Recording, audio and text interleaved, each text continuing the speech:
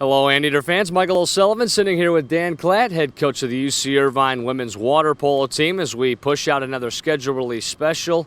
And coach, for your program, back-to-back NCAA tournament appearances the last two seasons. As we flip the calendar ahead now to 2016, hard to believe that that is right around the corner now. And actually, you guys will get things going in November with some early competition, kind of get your feet wet, no pun intended, but get back in the groove of things. But it'll all get going when the calendar gets into 2016 in January with a couple of invites, one at Santa Barbara, the other at Stanford. Yeah, the November dates are simply just to break up the fall. We do a lot of training during that time. The real season begins when we hit January and we come back from our winter break. Our schedule stays pretty much the same as it has the past few years. We're trying to play the toughest schedule possible. I think last year through the first 5 weeks of the season, we had one of the top two hardest schedules in the country, highest RPIs, and we want to continue trying to do that to get ourselves prepared for the Big West that ends up in April.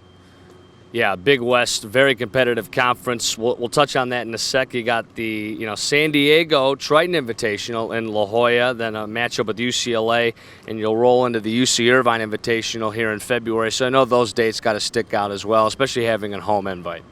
We definitely always look forward to hosting the UCI Invitational. We get most of the top 16 teams in the country are here in attendance for that tournament. It's the highest level of competition. Two pools, polo going on all day.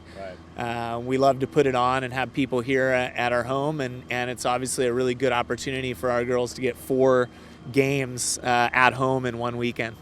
Yeah, a lot of top-tier talent here at the Anteater Aquatics Complex for that invite. And then as you roll into March and April, you touched on the Big West, such a loaded conference, really up for grabs every year. You guys winning the regular season title a year ago. Hawaii won the tournament, though, however. I know you got to expect the Rainbow Warriors to be back up there in terms of competing for another championship. Maybe some other teams you're looking out for this season. I think the whole Big West is tough. I know Santa Barbara is going to be good. Davis is going to be good. Long Beach is going to be good.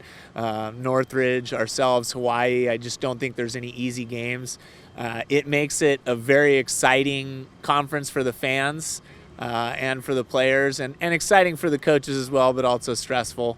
We're looking forward to that competition. Our last Big West game obviously left a little bitter taste in our mouth. We lost in the conference championship to a good Hawaii team at Hawaii.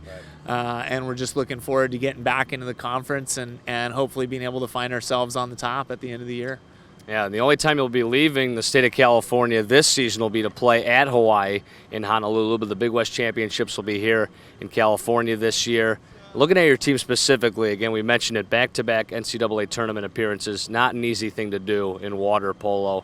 Maybe some players you're leaning on this year. I know you got some seniors redshirting this upcoming campaign, but a couple that you'll lean on, and a new goalie as well.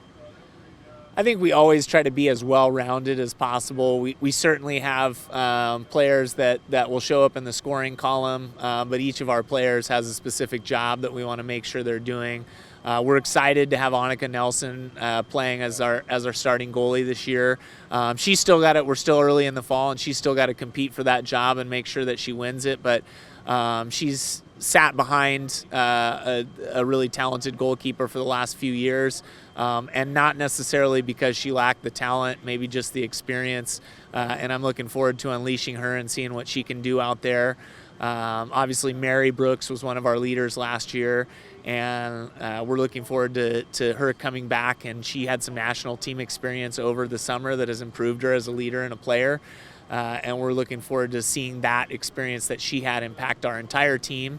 And then we're going to get really good leadership from our two seniors, Emily Carlson and Hannah Lancaster. Each team is very different, and that senior leadership has a lot to do with the personality of the team and the team dynamic. And so far, those two have done a great job, and we're really looking forward to seeing how they continue to impact the team throughout the year.